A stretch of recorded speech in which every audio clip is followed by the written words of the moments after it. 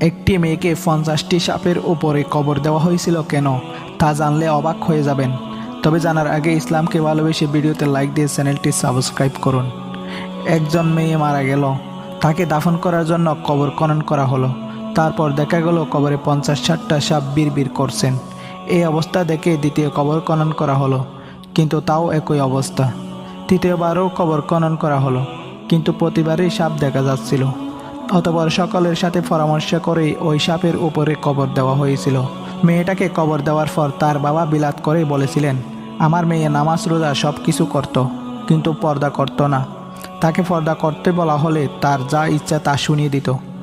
এক কথায় আমি ছিলাম ব্যর্থ বাবা, অথচ সে আজ কবরে দনুকে নেই ডেকে আসে। 1986 সালে কারাচির এক পত্রিকায় এই খবরটি ছাপা হয়েছিল। আল্লাহ সুবহানাহু ওয়া তাআলা আমাদের সবাইকে পর্দা করার তৌফিক দান করুন, আমিন।